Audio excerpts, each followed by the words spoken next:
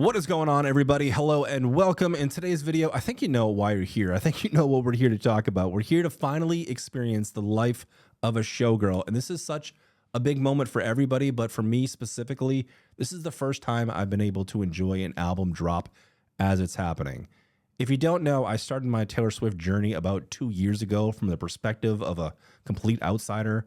You know, I was a guy that could probably recognize her face and maybe knew a song or two from the radio, but had never listened to a full album, had never watched a live performance, and we decided to start at the beginning of her discography with the self-titled album and go in chronological order, deep diving into everything. And when I say everything, I mean everything. All of the behind the scenes, all of the interviews, the documentaries, every live show, and we've been doing it in order, and it's all led to right now to finally be able to enjoy something with everybody. And the past couple weeks has been so much fun theorizing and doing fun videos and streams about what we can expect from this album. And finally now I can enjoy music that, you know, you haven't resonated with for years. You know, a lot of the music that I was reacting to, you know, you had sat with for so long and had so much time to truly, you know, have that music be a part of like your everyday life and have that music move you in a way that isn't just a gut reaction, but now we all get to kind of do it together. So normally at this point in my album reaction, we'd start talking about the style of the era, but we've already done so much of that on my previous videos leading up to this, getting involved with the hype. So I'm not going to do that. I'm going to keep this intro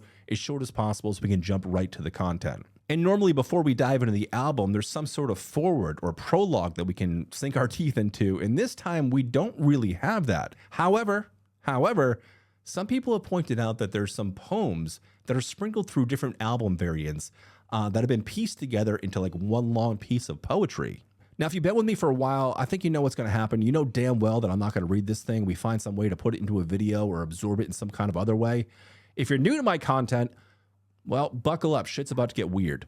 Thank you, Jim Games. My fellow Americans, I am officially declaring Taylor Allison Swift hot again.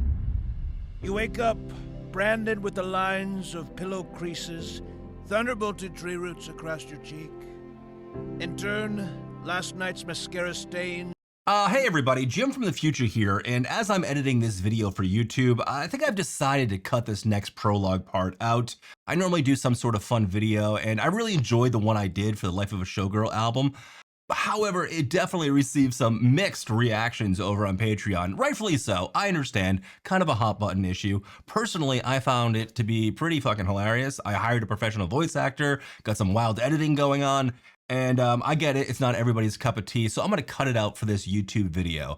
But if you do want to see the entirety of it, along with the unedited version of the entirety of this album reaction, along with the acoustic versions of these songs, along with every reaction to every single Taylor Swift album, it is available now on Patreon. Oh, and today I'm starting that new Disney docu-series around the Eras Tour. Should be a lot of fun.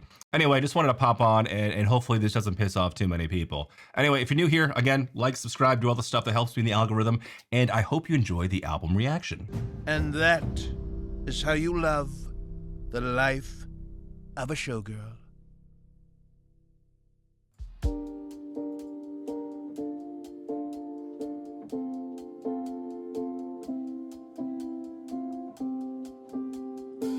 I heard you calling on the megaphone. You wanna see me all alone. As legend has it, you are quite the pyro. You light the match to watch it blow.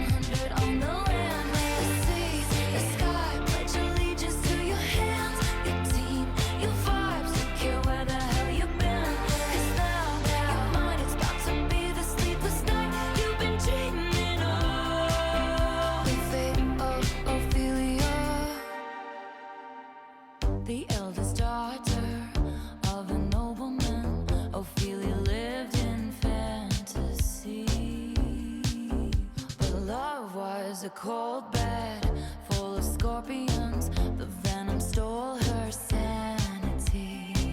And if you'd never called for me, I might have lingered in purgatory.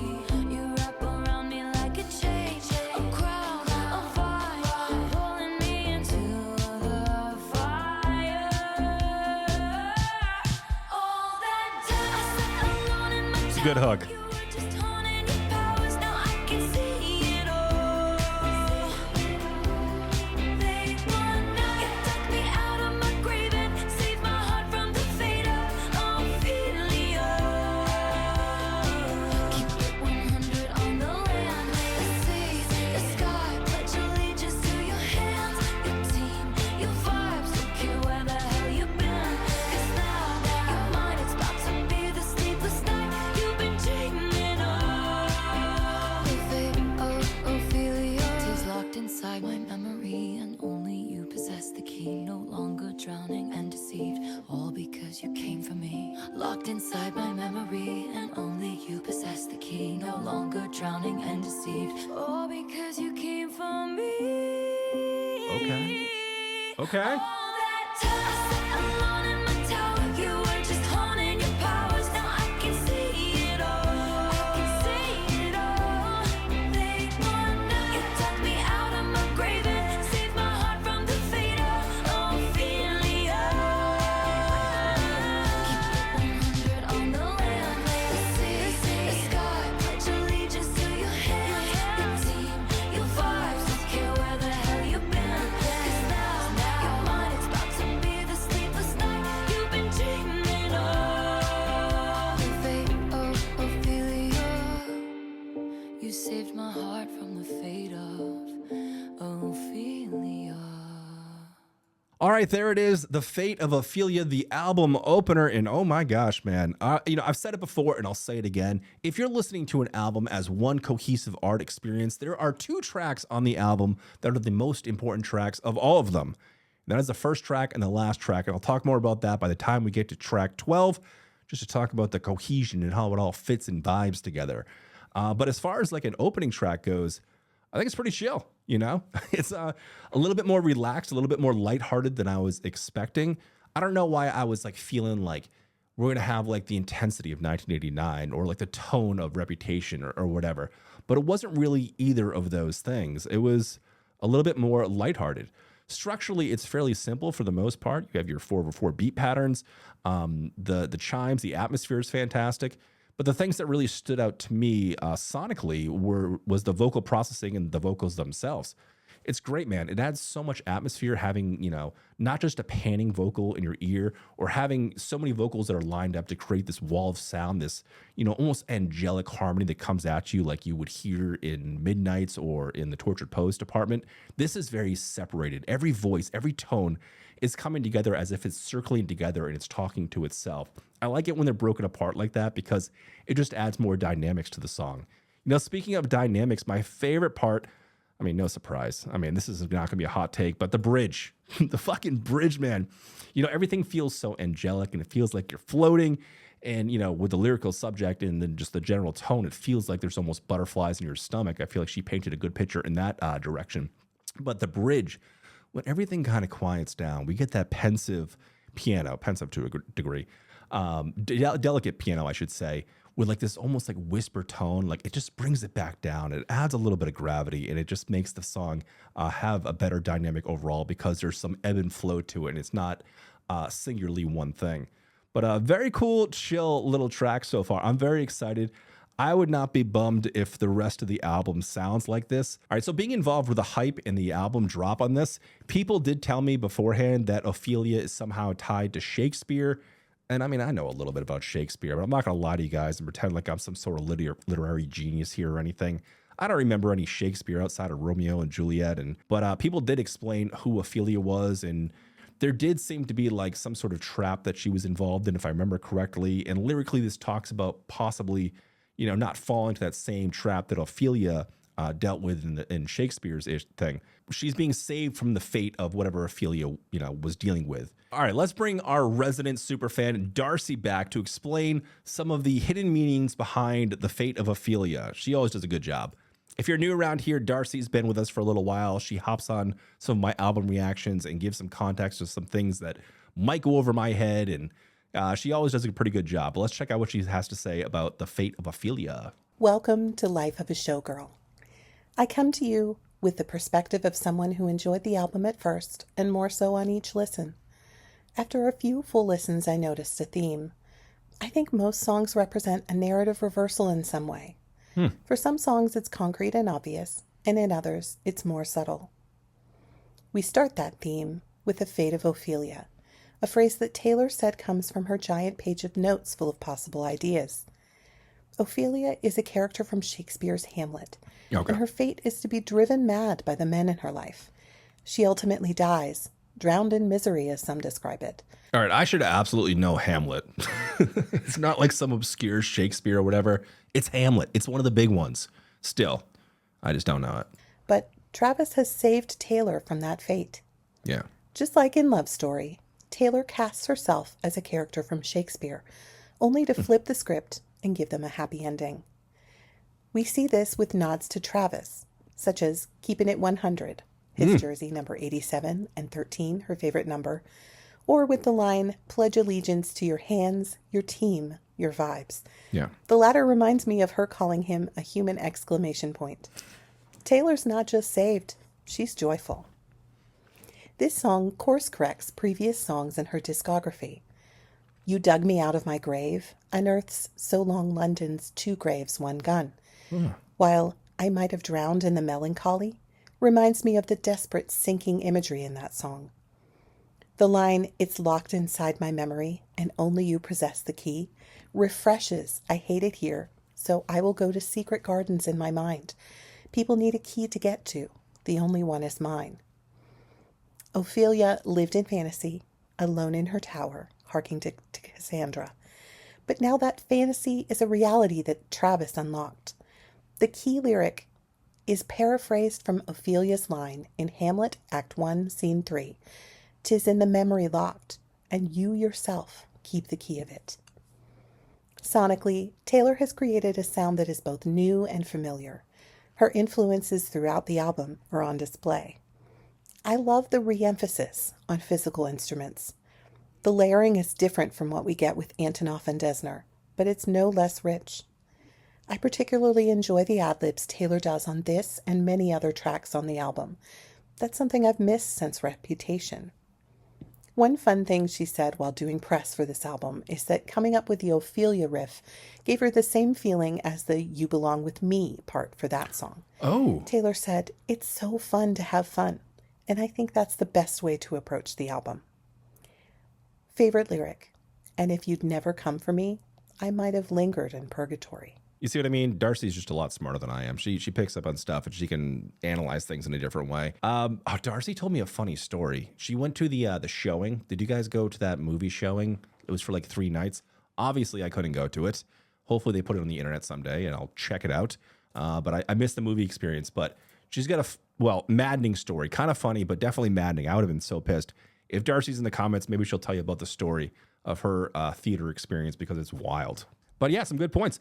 I like how Taylor flipped the script of, Shakespeare, like something that was supposed to be so dismal and something so kind of dark, a girl trapped in her castle, and some themes that definitely she's touched upon in her previous work. But we've got a different outcome this time. She's actually been saved. She's in a very good place. I mean, this is like a brand new era of Taylor Swift in general. I mean, think about like what we've been through the last 12 albums.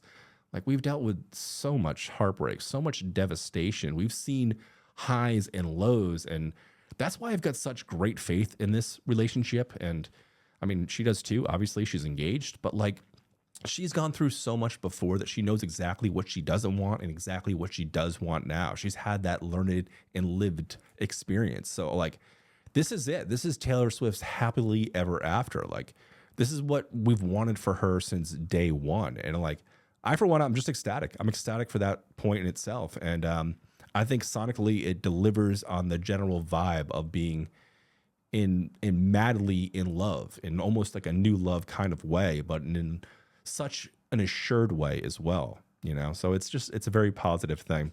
Tonally, I get exactly what you're saying there. I think there's some pretty cool contrast to this, and you gave me a little spoiler as to what we can expect moving forward. So what do you say we check it out? Elizabeth Taylor, do you think it's forever? That view of Portofino was on my mind when you called me at the Plaza Athénée. Ooh, oftentimes it doesn't feel so glamorous to be me. All the right guys promised they'd stay under bright lights. They withered away, but you blew. Portofino was on my mind. Okay. And if your letters ever said goodbye, Reflections. I cried my eyes violet. Elizabeth Taylor, tell me for real, do you think it's forever? Been number one, but I never had to. And I can't have fun if I can't have be my and why when Hollywood hates me. Only as hot as your last hit, baby. Been number one, but I never had to. And I can't have fun if I can't have you. Hey, what could you possibly get for the girl who has everything and nothing all at once? Babe, I would trade the Cartier for someone to trust. We hit the best booth at Musso and Okay. Frank's. They say I'm bad news, I just say thanks. And you look at me like you're hypnotized, and I think you know why. And if you ever leave me high and dry, I cry my eyes violet. Elizabeth Taylor, tell me for real, do you think it's forever? Been number one, but I never had to. And I can't have fun if I can't have be my and why when Hollywood hates me. Only as hot as your last hit, baby. Been number one, but I never had to. And I can't have fun if I can't have you. Elizabeth Taylor, do you think it's forever? If I can't have you. All my white diamonds and lovers are forever in the papers, on the screen, and in their minds. All my white diamonds and lovers are forever. Don't you ever With Hollywood. end up anything but mine. I cry my eyes violet. Elizabeth Taylor, tell me for real, do you think it's forever? Been number one, but I never had to. And I can't have fun if I can't have be my and why when Hollywood hates me. Only as hot as your last hit, baby. Been number one, but I never had to. And I can't have fun if I can't have diamonds and Elizabeth Taylor forever. It's the papers on the screen and in their minds. All my white diamonds and lovers are forever. Don't you ever end up anything but mine. Oh. Loved it. Okay. I enjoyed The Fate of Ophelia, but I love Elizabeth Taylor. You know what it's reminding me of is I Know Places, with like that dramatic piano stab drop thing. I think that's kind of cool. This is a hodgepodge of melodies and styles, and it puts together some really interesting cinematics in like this old school Hollywood way, and it becomes almost like jazzy, and the breakdown bridge thing, like it had like a sense of like tension to it. And I'm not sure if you noticed like the underlying vocals, or what Darcy calls kind of like the ad lib thing. There's like some screams in there too, and like I don't know. So far, I'm really digging the vocal processing on this album, just because we've had such like almost like a monotoned kind of thing with the Torture Pose department, which is cool. Like I said, it's that wall of sound. It's that, you know, beautiful choir that kind of comes at you. But here, everything is just more separated, which is just so much better for beat mapping and melody building. So like structurally, I think this is awesome. A lot of dramaticism, a lot of highs, beautiful lows in it as well. This is really, really cool. Yeah, I actually really enjoyed this one. Darcy's been given her favorite line, so I'm going to give mine here. And it's, what could you possibly get for the girl that has everything and nothing all at once? And that kind of ties together with, I guess, what the lyrical themes would be in this. Now, Elizabeth Taylor, I believe, is not the first time she's brought up this actress about, the struggles of fame and about how it's not so glamorous in the spotlight all the time. And this is another kind of angle that I assumed this album would be about. I assumed this album would be kind of a behind the curtains of the life of a showgirl, of what it actually is like to be Taylor Swift or somebody that's constantly on. And I know Elizabeth Taylor kind of had some of those issues as well, where things just aren't as glamorous as you seem. It's a lot lonelier than you think you would be. And I think that's exactly what this song is talking about. But I mean, sonically, this is just absolutely beautiful. I mean, we're truly seeing the difference in like styles from producers here, I love the dramaticism. I love the piano. I love the flutter of it all. Again, it's light and airy, but it's like still has like this cool, darker, kind of like punk-esque edge to it, which is kind of cool. You're only as hot as your last hit, baby. I've been number one, but I've never had two. That's a good one, too. That's a straight up banger. Let's see what Darcy's got to say. Elizabeth Taylor. Lyrically, Taylor is drawing parallels between herself and another famous, relentlessly criticized woman. She's mentioned Elizabeth Taylor in the past. In Ready for It, she sings Burton to this Taylor. Well, Richard Burton and Elizabeth Taylor's on-off romance was tumultuous and passionate, and he proposed to her at the Plaza Athénée. Elizabeth's eyes were often described as violet, and interestingly, because of how they differed in various lighting, there's no life-accurate photo of what her eyes actually looked like. The line, "Cry my eyes violet," has been suggested to mean the combination of Taylor's blue eyes mixed with the redness that comes from tears. Oh. Asking Travis to be my NY when Hollywood hates me is a fun reference back to the way that Taylor saw New York City as a haven from criticism. In her documentary, Taylor speaks about winning Album of the Year for 1989 and having no one to share those great heights with. I feel that's what the line, "been number one, but I never had two," means. Elizabeth herself was married 6 times, twice to Burton, but died unmarried. Both women started in show business at an early age, reached the pinnacle of their chosen careers, and definitely had that pressure to constantly outperform themselves.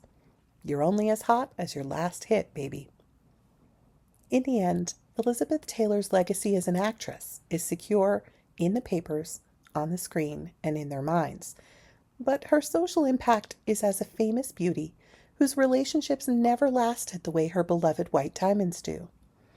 I believe Taylor's flip the script theme here is, like Elizabeth, she will always believe in love, but she hopes to redeem forever in a way that Juliet, Ophelia, and Elizabeth Taylor didn't get to. There's some traditional Taylor Swift relationship anxiety in this song, and I feel that's directly related to Elizabeth herself. Sonically, the first thing I played for my kids from Showgirl was the beat drop from this song. I'm obsessed with it. Yeah, me too. I like the way the sentiment of the lyrics fit the drama of that drop. Yeah. My favorite parts are the piano flourishes in the chorus, with trills and declarative low chords. There's even a harp, according to Taylor. Yep. The drums and bass feel tangible and sturdy, harking back for me to some of the moodier songs on Midnights and Reputation. It all combines to feel less like a please don't leave and more like she's threatening some serious dramatics if things go south. Very Elizabeth Taylor. Favorite lyric. All the right guys promised they'd stay. Under bright lights, they withered away. But you bloom. Yeah, that is beautiful. Yeah, Darcy, this one's got plenty of drama and it's moody as hell. So like it's right up my alley. I'm a dramatic bitch, so I enjoy that kind of thing. I can't wait to see this live. My understanding is we're not getting like a full tour, which is totally understandable. She's kind of got a lot on her plate right now and after the Eras tour and everything, but I don't think we have any live performances yet. But this is going to be one of those ones that I'm going to have my ear to the ground and be wanting to see live because this is just going to have such a cool impact. That drop is going to be insane. And yeah, beautiful. Love this one.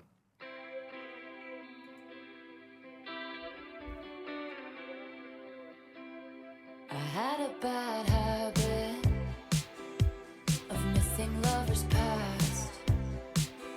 My brother used to call it eating out of the trash. It's never gonna last. I thought my house was haunted.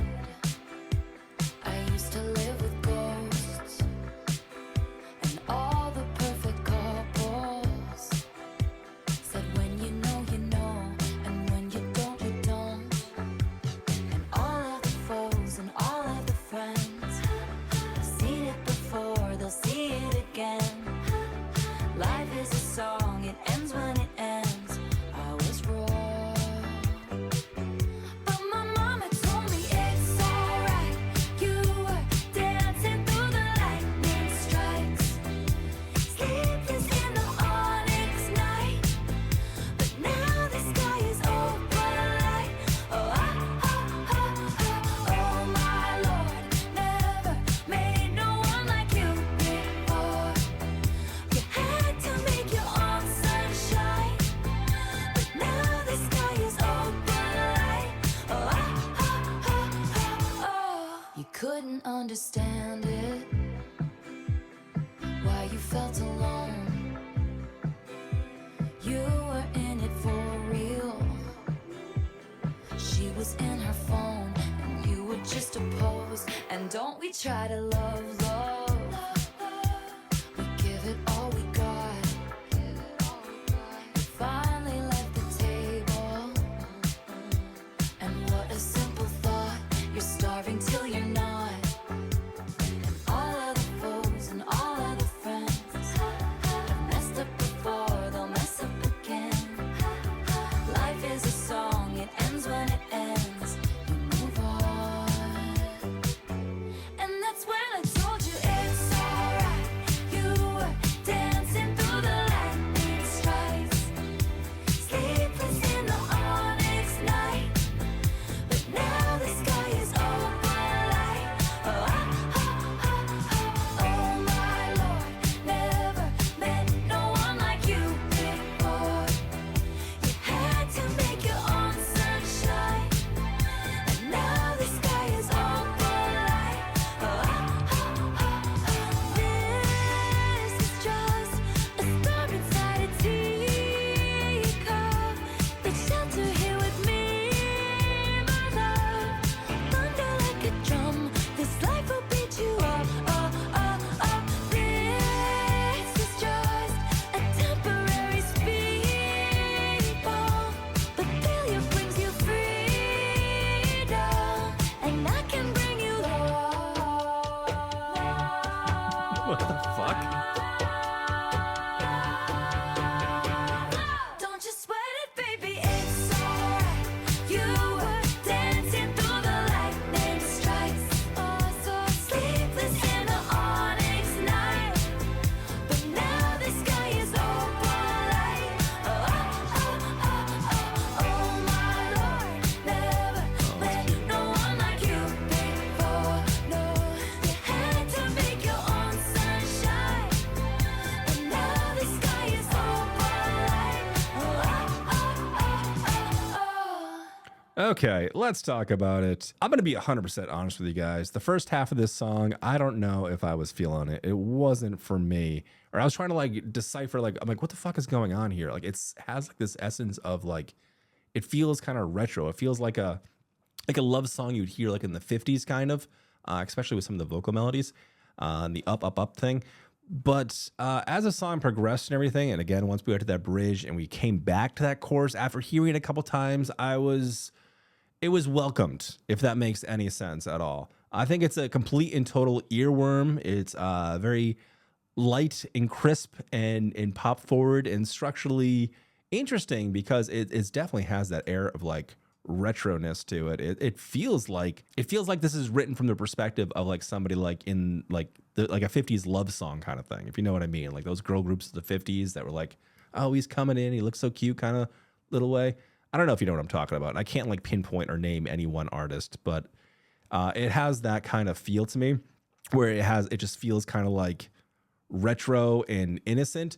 And it, in one essence too, lyrically, this feels like she's almost talking to herself. Like she's having this conversation with herself, being like, you know what, you've been through these lightning storms before. You've got to this point. You're not haunted anymore. You're not living with these ghosts anymore. It just seems like it's a positive thing. Like she's coming out of that. Like, hey, you've been through so much shit, and now it's here, and it's in a very positive, bright way. It's just I don't know. It's just kind of strange. But my brother used to call it eating out of the trash is missing a lover's past. I mean, it's clever. That I'll give her that. But I mean, honestly, I think so far this is my least favorite. And honestly, there's really nothing inherently wrong with it. And I feel like once we give this one a couple more goes and everything, I'll probably enjoy it more. It has like the qualities of an earworm type of song where everything is nice and pleasant. You know what I will say so far? That is a positive, a net positive. And it might be too early for me to say it for the album. I was very worried that things would be, well, kind of overly synthetic on this one, especially from what we got from the Torture Pose department and everything, and some of the more like synthetic module tones we got from Midnight's. You know, I was worried when we getting a lot more of that vocoder. It feels like Taylor fell in love with the vocoder for the first time. She's like, yes, we're using that for everything. It's probably what happened.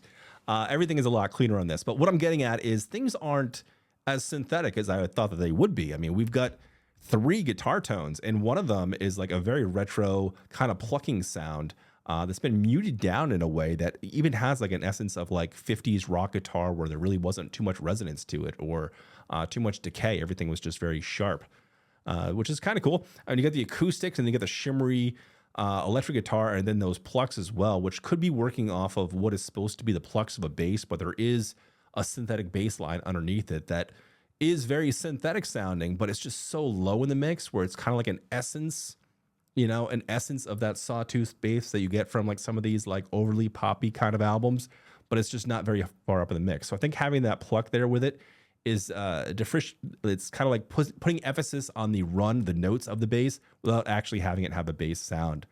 Very clever. Vocally, I think it's awesome. Again, everything is so sharp. It's so clean. We've got like a lower register than like possibly, yeah, it'll be at a lower register than what we were getting off of like 1989. But it's not monotoned. It's not as monotoned as what we've gotten in the last couple albums. This is probably going to be people's favorite. I'm assuming people will love this one. To me, it just, I don't know. It just feels, too pop. It's a good thing. All right. I'm happy for it. It's a good thing. She's in a good place. She's overcoming her demons. Like life is working out for her. This is what I've always wanted for her as a fan, you know, and she 100% deserves this, but like, there's not enough suffering in it for me. The dramatics aren't there for me, but it's still overall a pretty decent song. Let's see what Darcy's going to say about this one. Opalite. In my opinion, this song is the cornerstone of those themes of reinvention. Opalite is man-made opal. The key here is you had to make your own sunshine. Taylor's saying that fate is cool and all that, but what if she and Travis have taken a good thing and turned it into a precious gem? It's their partnership and hard work that turned the sky opalite. And oh my gosh, what a feeling to have this already written and then attend release of a Showgirl and hear Taylor say that very thing. Deep cut nod to the line, all the perfect couples say when you know you know. Jack Antonoff and Lana Del Rey have a song quoting those 5 words called Margaret for Jack's wife, Margaret Qualley. Hello, Mama Swift. And my mama said, it's all right. You were dancing through the lightning strikes. Has unexpected depth for me. It can certainly mean that Taylor kept dancing despite being struck by lightning, a synonym for inspiration and painful bad luck, but also near misses of the thunderbolt of true love. The Prophecy is a dancing phantom expunged by this album, with that line erasing the thought I caught lightning in a bottle. Oh, but it's gone again. My favorite line from Out of the Woods, the rest of the world was black and white, but we were in screaming color, makes me notice that Taylor has upped the color complexity in this song. Not just black, but the onyx night. Not regular blue, but now the sky is opalite. Sonically, I just really love the juxtaposition of her soft tones and the bass line bopping around underneath. In a weird way, to me, it feels like a soft gemstone, like opal, in a solid setting. The production really features Taylor's voice as the driving force of the catchiness. Where songs like Style, Out of the Woods, and Shake It Off are pop songs with recognizable non-vocal lines, I feel like she made a choice to present her newest songs in a chorus-forward kind of way.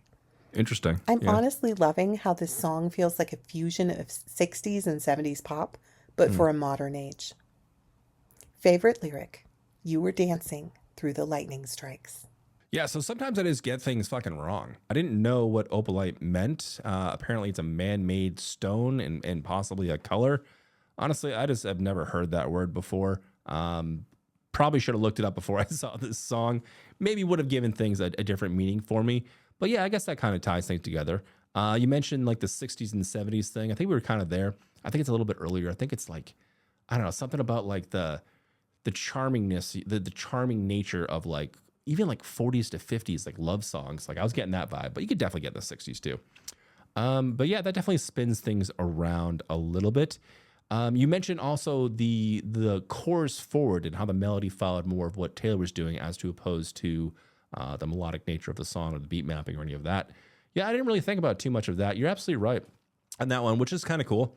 But yeah, I feel like this is going to be one of those songs like even right now talking about it, like I'm hearing the song over in my head. So it's incredibly catchy. And I think this is going to be one that's going to be stuck in my head. But I don't know if it's my favorite, but regardless, it's a pretty decent song. Let's keep on trucking.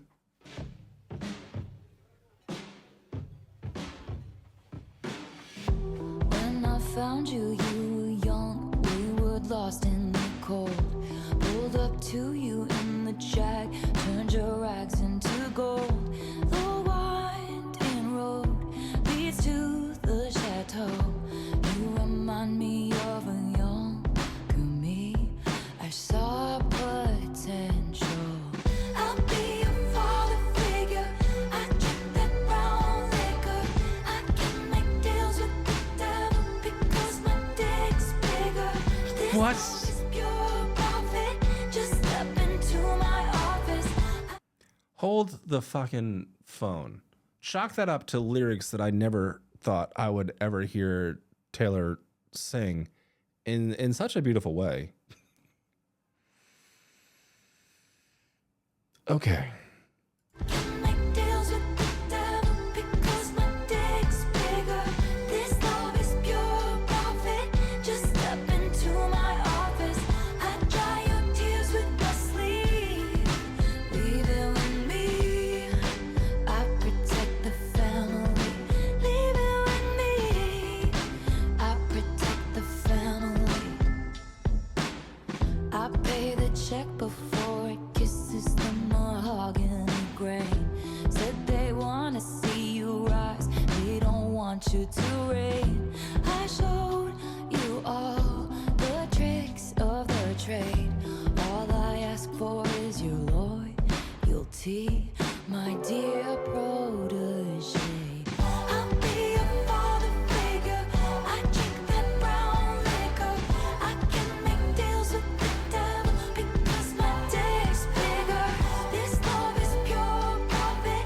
Just step into my office. They'll know your name in the streets. Leave it with me. I protect the family. I saw a change in you. Okay.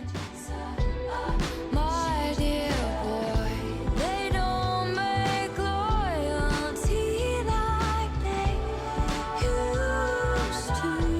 Oh, that's awesome. Your thoughtless ambition sparked the ignition on foolish decisions, which led to misguided visions, led to fulfill your dreams.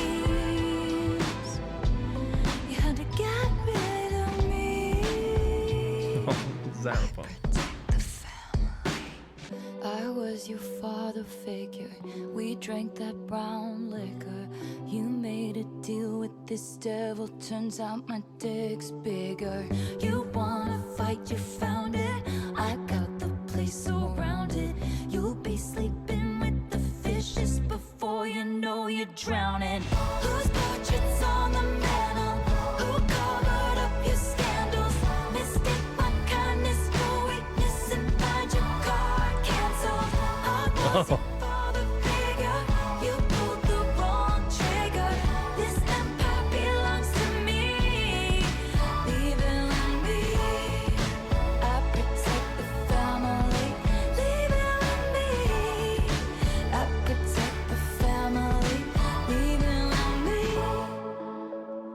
You know, you remind me of a younger me. I saw potential. There it is, father figure, and god dang, do we have a lot to unpack. I was a little confused in the beginning of this song, but I think I get it by the time we get to the ending of it. Taylor's not talking about finding her protege. I think she's talking from the perspective of somebody else in the industry, grooming her in a way that kind of crossed her. And turns out at the end of the day, after all is said and done, when they eventually turned on her, she pulled a power move. And it's like, well, now you don't have money anymore. Your card's being canceled, and it turns out my dick is actually bigger. So it's quite the flex. So I'm assuming, I think this is like a scooter thing or something. I don't know. I don't know why she'd bring that up again. We've kind of covered that a lot, but she did just get the rights to her master. So maybe this is kind of like a one last kind of like hurrah of like, well, see what happened after all that. But she's definitely like trying to be like, if this is about the perspective of somebody talking to her when she was younger, I think they're kind of like, it seems like they're trying to like groom her to a very specific little thing and asking for complete and total loyalty. And at the end of the day, her just kind of breaking out of that and becoming wiser to the whole thing. And, you know, a lot of gaslighting, a lot of manipulation, and all of that. So that's what leads me to believe it's like a scooter thing or something. I don't know. I could be wrong on that because I don't know if we'd hear about that again. But to me, that's exactly what it seems like. Even like paying the check before it hits the mahogany table and stuff. And like, it seems like somebody in the industry basically manipulating her in some way to be something specific in asking for complete and total utter loyalty and maybe not always having their best interest in mind. And then once Taylor wises up to it, it turns out her dick is bigger, and it turns out like this person's card is now being declined because Taylor's now stopped this person from monetizing off of her. Very, very cool. Now, sonically, this is really cool as well. Again, we're getting like that kind of cool old school Hollywood type of vibe. I love the xylophone. I love the cinematics on this. It's fairly straightforward. It's fairly the beat mapping. It's fairly, you know, linear in that aspect, I should suppose. But there is a cool little breakdown. There is a cool bridge, as there, you know, most often is. But there's some nice, cool, old school like Hollywood dramatics that I enjoy as well. It almost kind of comes across as like an old school like a lounge singer or something. Tonally, I think Taylor did a great job showing some variance on this one. And again, I'm really trying to pay attention to her vocal melodies as to opposed to what's happening in the music as well. She does seem to take the center stage as far as like where the melody of the song is going. It's following her melody as far as to opposed to the song itself, leading the melody and her following it, which should be interesting to see. Hopefully we get some behind the scenes and making of this music. Maybe she'll have some cool videos or whatever, but I'd love to see how these songs were constructed, because we do know a lot of this was written on the Eras tour. So I'm just imagining her kind of just coming up with these melodies and, you know, putting them into her notes app on her phone and just kind of singing the melodies and just having this collection of those, because it does seem to be a very forward focusing melody album so far from a vocal standpoint. But yeah, very cool. I like it. I like the variance in this one. I like how it kind of switches around. We do have like that essence of like, it's kind of retro, but it's kind of new age. It's not in your face with the synthetics. Again, more natural and organic tones. So I feel like this is going to be the general sound direction of the album. I don't think we're going to have anything that's going to take us out of the immersion to a degree of like a synth pop song or like a synth rock song. I could be wrong, but it wouldn't really fit with the flow of this unless there's some sort of like dramatic shift up to that point. But I guess only time will tell. But so far, yeah, I'm digging the production on this. I'm digging the vocals. I like how clean everything is. I like how crisp everything is. And I think we're getting some interesting storytelling as well. I've learned to like not take what Taylor's saying at like face value. Like I know that it's coded. I know that it's hidden in metaphor and stuff. So like when I hear her talking about a perspective, like I used to think immediately like, oh, what perspective is she talking about? And now my brain goes like, is this a character she's talking about? Is this from the perspective of somebody else? Like it's there's so many different things to kind of dissect. But luckily we've got Darcy here that's gonna give us the full rundown and everything. Let's see what she's got to say. Father figure. I love the way Taylor uses succinct imagery here to tell us so much. In particular, the phrase, "I drink that brown liquor," carries so many archetypes of patriarchal wealth and patronage. Oh, yeah. We know about Scott Borchetta, the owner of her first label, but Taylor's father's name is also Scott, and it's impossible not to imagine how Taylor may have compared the two as she got older. Oh. To me, this song is sung from the perspective of Borchetta at first, Yeah. reaching out to a young Taylor and offering to use his influence to their mutual benefit.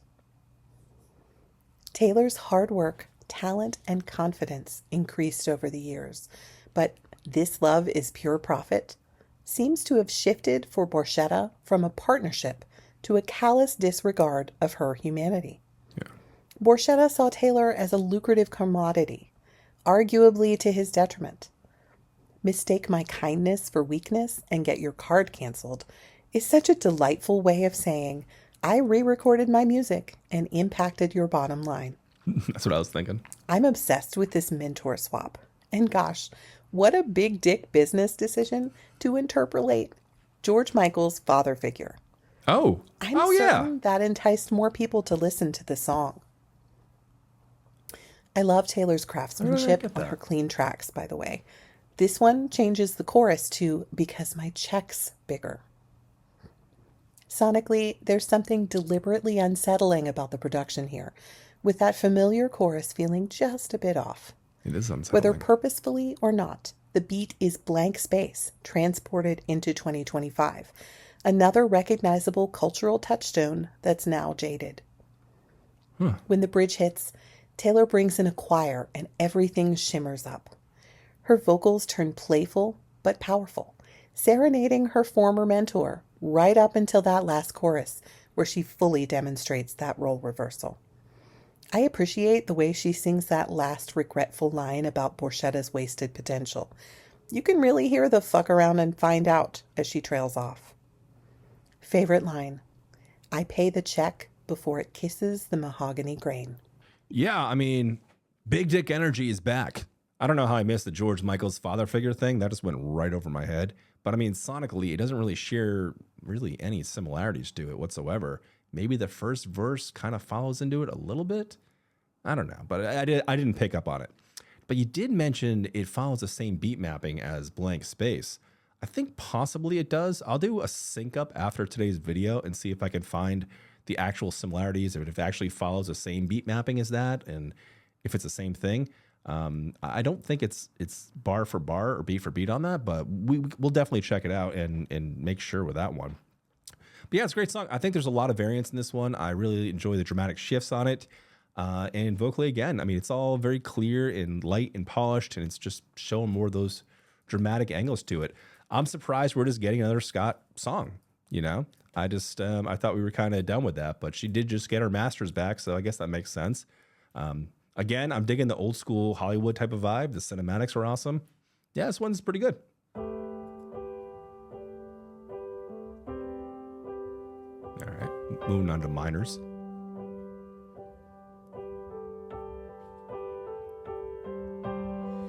Everybody's so punk on the internet. Everyone's unbothered till they're not. Every joke's just trolling and memes. Sad as it seems, apathy is hot. Everybody's cutthroat in the comments. Every single hot take is cold as ice. When you found me, I said I was busy. That was a lie. I have been afflicted by a terminal uniqueness. I've been dying just from trying to seem cool. But I'm not a bad bitch, and this isn't savage. doubt. I'm never gonna leave you out. So many traitors, smooth operators, but I'm never gonna break that vow. I'm never gonna leave you now. Now.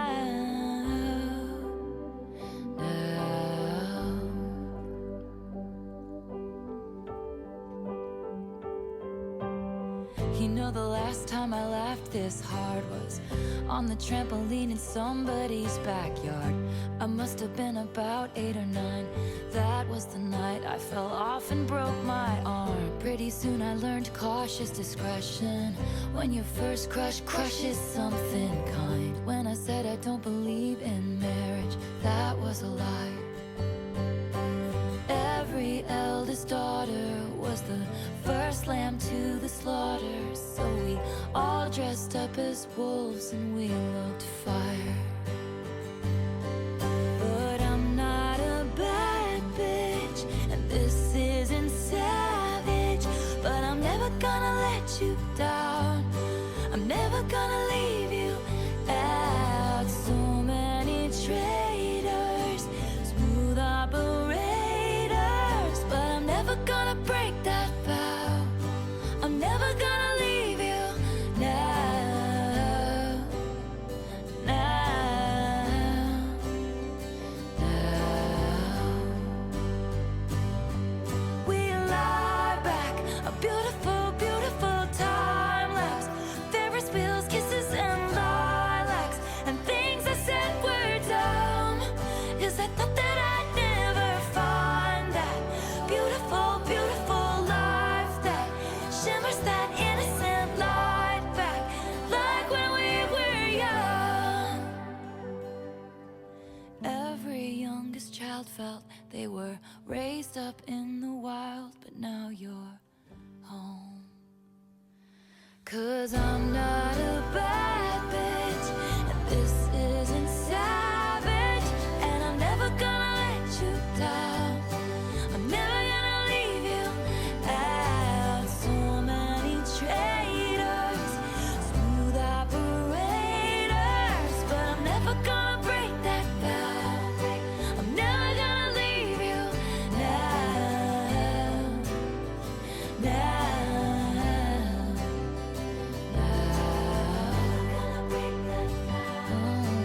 Never gonna leave you now.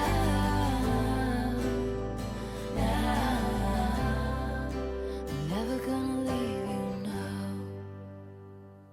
Okay, we've stumbled onto track 5. And if you know anything about Taylor, track 5s, well, they have a history of being devastating. And this one is no different, but there is definitely a twist. And I do have a different take on this one than I normally do have with track 5s.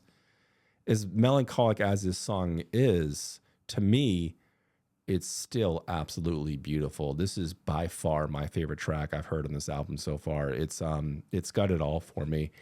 It's the strongest vocally, it's the strongest structurally. The sound design is absolutely perfect. It swells, it builds, and it has a payoff. Let's go through this briefly. It starts off in such a minimalistic minor way, you know, just with that delicate, pensive piano that's just like so soft. And Taylor comes in absolutely clean. I'm talking nothing, no slapback, no chorus, just clean vocals that are right there, brought right to the center of your ear to give like this essence of it being an intimate and personal experience that she's sharing with you. I love how music does that sometimes. And, you know, it's difficult to do, having everything be so upfront and center and clean and dry like that. Because if it doesn't pay off, if it doesn't swell in the right ways, if there's no contrast to that, it just becomes incredibly flat. But if you have the right contrast for that, if you have the right recipe for a swell that feels alive, it can be the make or break moment in the song. And I feel like it just starts off perfectly. So we're put in this place of being in this small room with Taylor and her talking like she's talking directly in her head, like she's just right there. And things, they move, they swell. It slowly builds. We start to slowly start getting like these atmospheric apparitions, these little ghost notes, these little things that start to kind of widen the song up. And by the time the acoustic guitar comes in, we're just like, it takes me back. It brings me to like some more of her folk style productions, and even like the melody that she was singing. I'm like, okay, this is very in line with some of her more folky type of stuff. Still melancholic in her tone and everything, but there's a build. There's like this natural tension that is happening as a song is progressing.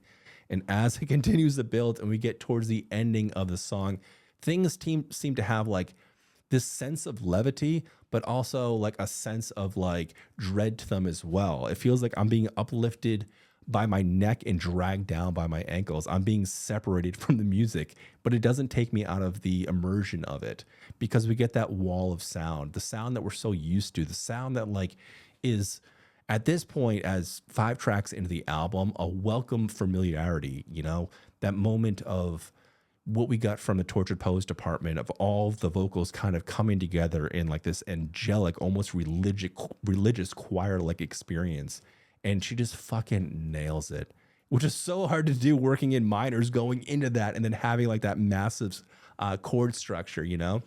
It's easy to have it be like such a cut thing, but the swell just works so perfectly. Honestly, this is one of the best vocals we've gotten from Taylor on this album, and some of the best that I've heard from her. It's intimate. It feels private. It just feels honest, you know?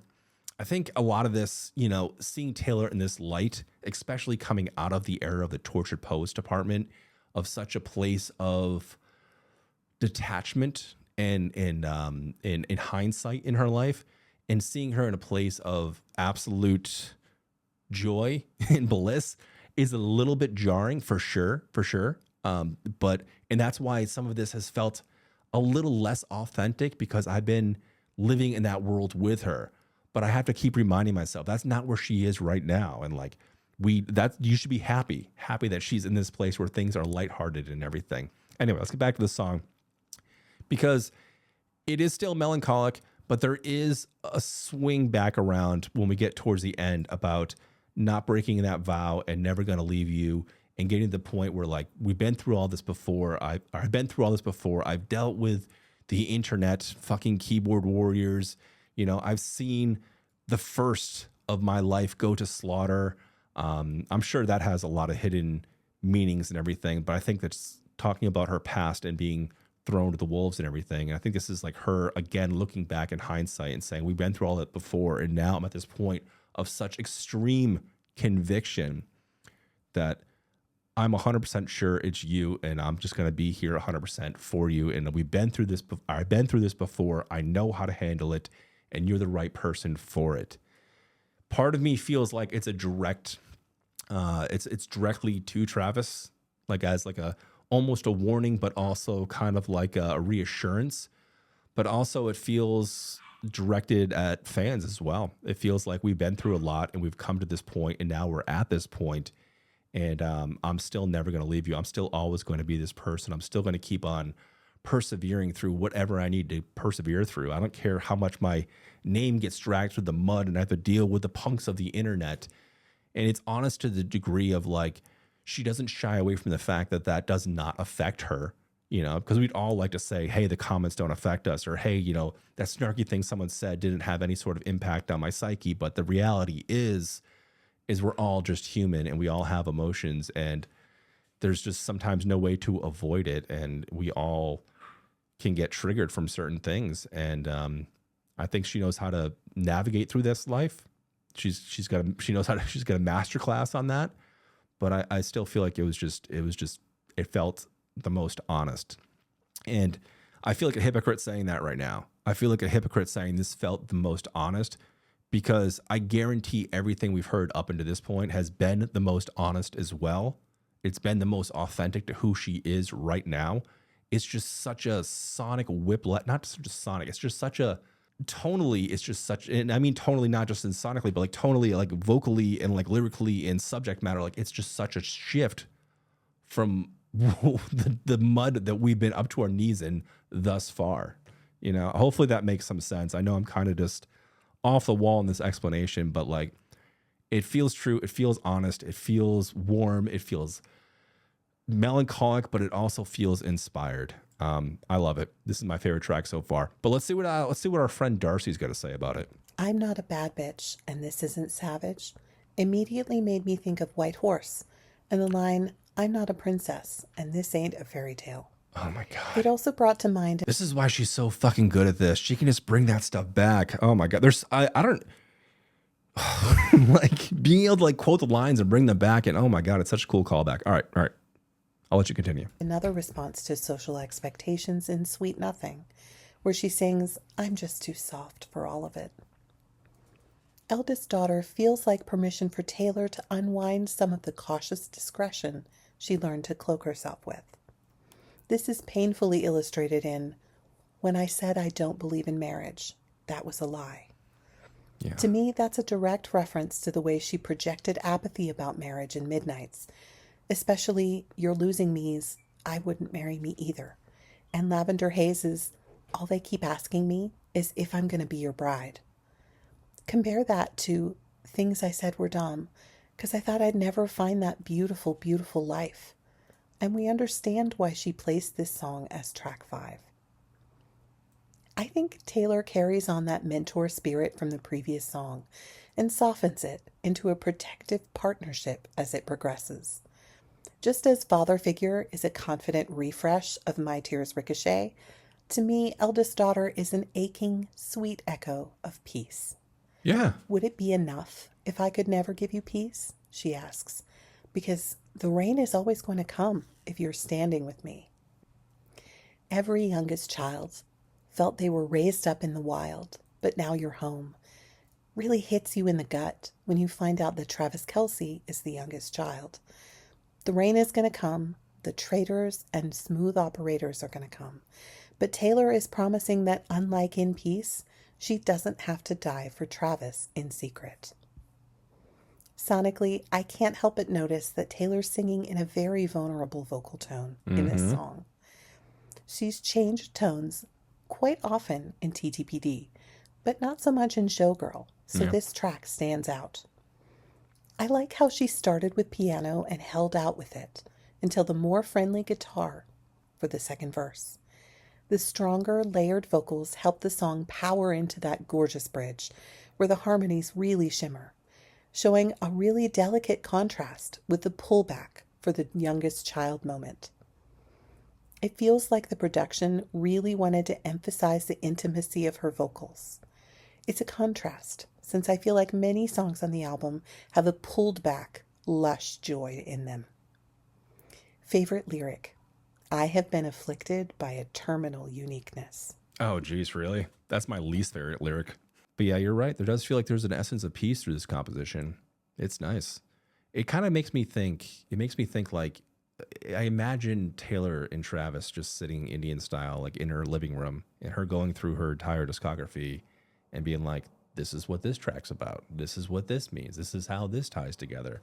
I mean, she must have had that moment with him, you know, of like, this is what I was trying to do, and this is what I meant and everything, and this was the weight of the situation of what was going on in my life, and now we're here together, and we're going to get through it because I've dealt with this before, and I know how to manage my expectations and know how to manage somehow to control the crazy circus around me the best that I can, or at least control it in a way that's healthy for both of us. And if you're okay with that, then I'm okay with that, and we can move forward. I feel like that kind of moment must have happened. And man, would I love to be a fly in the wall. You know, I would love to be a fly in the wall for something like that. Because Travis is a guy that gets it. You know, we saw it on his podcast. You know, like it was just like he was gushing over the artistry and he was downplaying his intelligence and everything, which is just something sometimes people do. But I actually think the guy is a pretty smart guy, and he understands like the artistic integrity of this. And he understands that this is not just silly throwaway pop music. This is something a little bit deeper.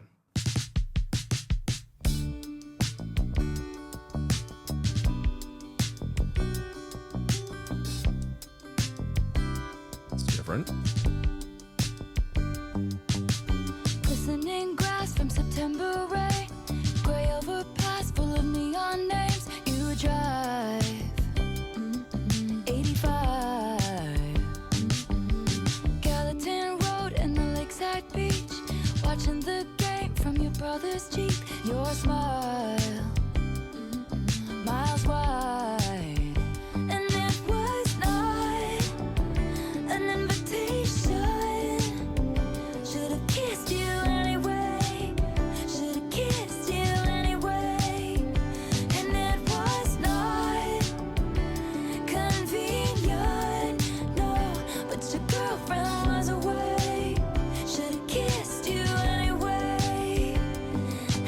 Shiny wood floors underneath my feet. Disco ball makes everything look cheap. Have fun. It's prom. Wilted corsage dangles from my wrist. Over his shoulder, catch a glimpse and see you looking at me. And it was not an invitation, but as the 50-cent song played, should've kissed you anyway. And it was not convenient, no. Would've been the best mistake. Should've kissed you anyway. Hey. Don't make it awkward in second period. Might piss your ex off. Lately we've been good. Staying friends is safe. Doesn't mean you should. Don't make it awkward in second period. Might piss your ex off. Lately we've been good. Staying friends is safe. Doesn't mean you should. When I left school, I lost track of you. Abigail called me with the bad news. Goodbye. Oh no. We'll never know why. It was not an invitation, but I flew home anyway with so much left to say. It was not convenient, no, but I whispered at the grave. Should've kissed you anyway. Oh, and it was not an invitation. Should've kissed you anyway. Should've kissed you anyway. And it was not. My advice is always ruin the friendship. Better than regret it for all time. Should've kissed you anyway. And my advice is always answer the question. Better than to ask it all your life. Should've kissed you anyway. Should've kissed you anyway. Okay, this one is a bit to unpack. I was a little confused in the beginning because there tends to be at least somewhat of a formula to Taylor Swift's album. We all know track 5, all right? We know track 5. That's the big emotional moment. That's the one that's going to possibly wreck you.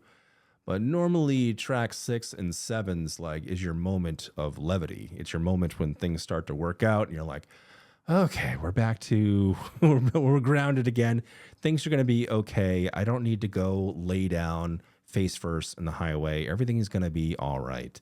But easily this could have been track 5. And in fact, if I was to put it together, I would have made this track 5 and not Eldest Daughter.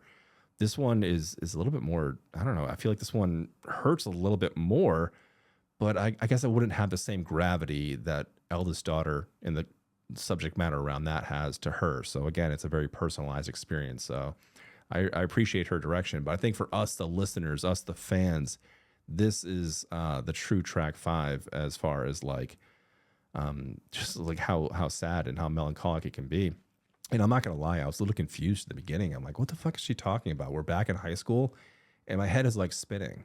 I'm like, all right, like who's she talking about? I'm like thinking back to like Self-Titled and like, what was his name? Dave or Dan or something like that. I don't know. I can't remember. But I'm like, is he talking about him? Like what happened? And then I realized like, no, she's actually with a different dude. She's at prom and like this other dude she's talking about is with another girl. And like, there's this like moment that she's thinking like, oh, maybe I should be with this guy. And there's like, there's something there or some sort of like, not just attraction, but like there's some sort of like magnetism between the two of them.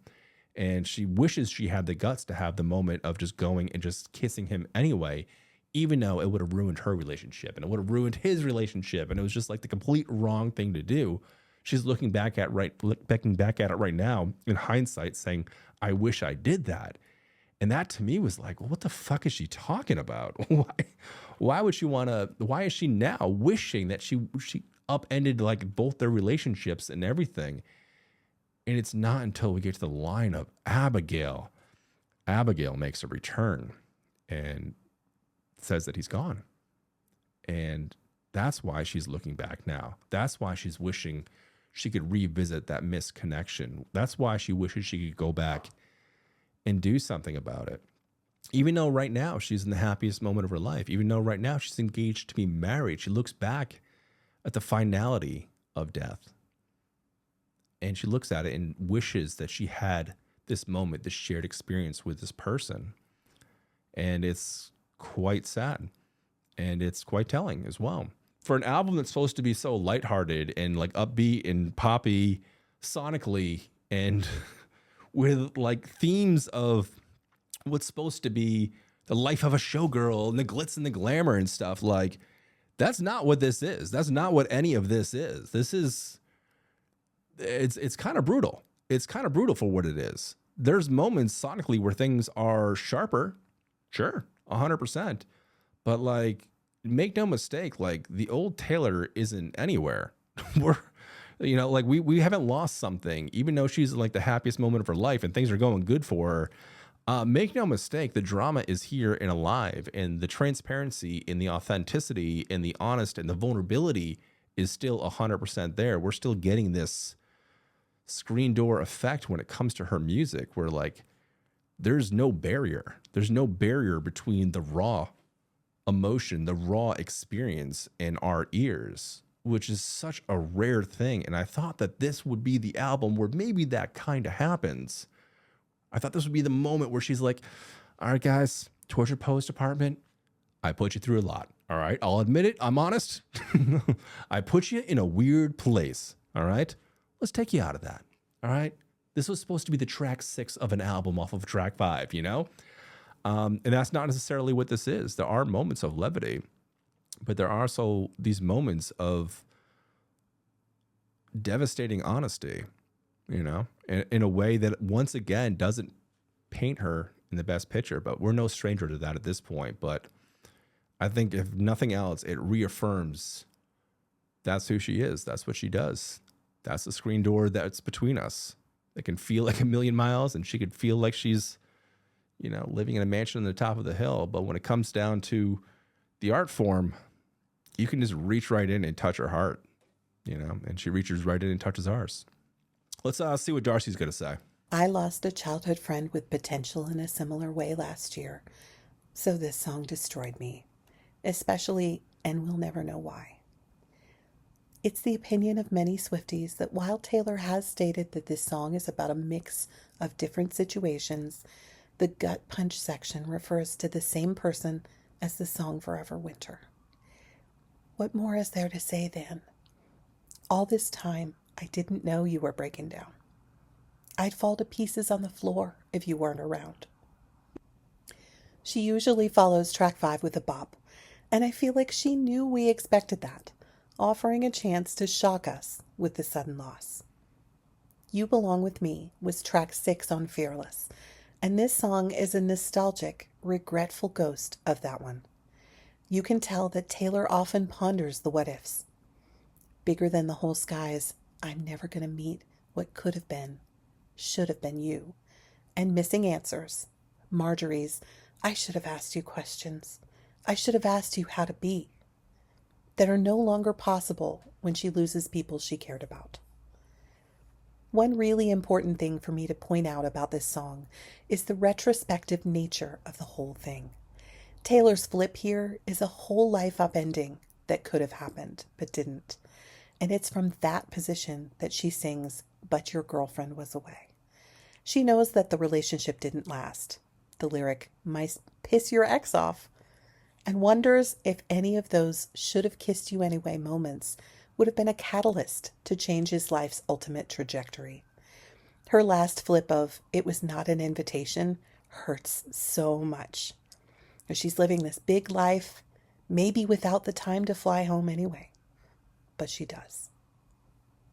Sonically, she knows what she did. This sad banger shatters us into pieces 2/3 of the way in, but I adore the way it starts. The two very different sounding guitars give a Romeo and Juliet feeling to me.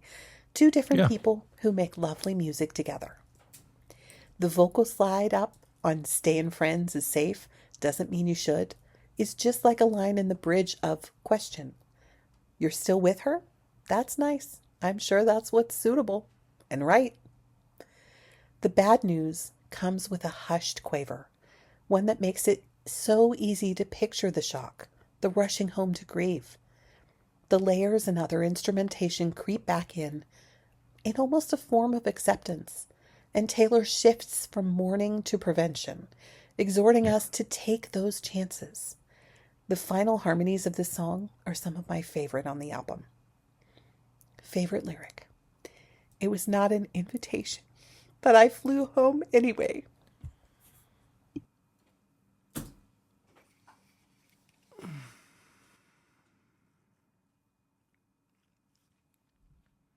Darcy, I'm so sorry.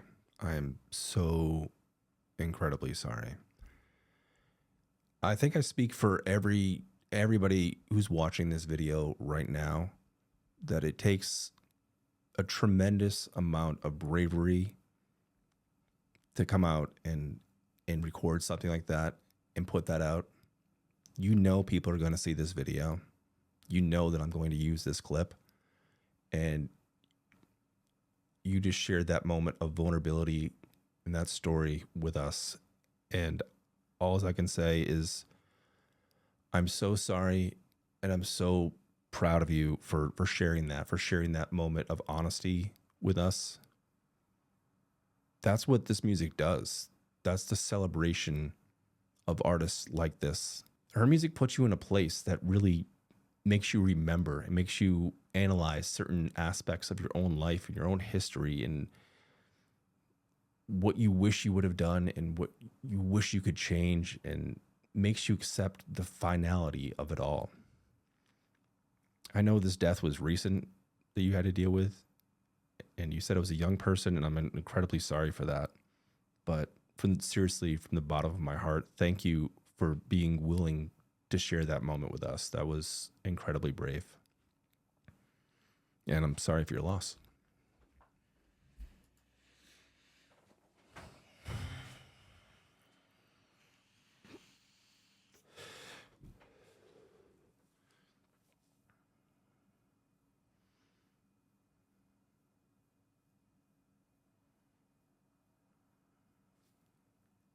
I think we're gonna stop it right there.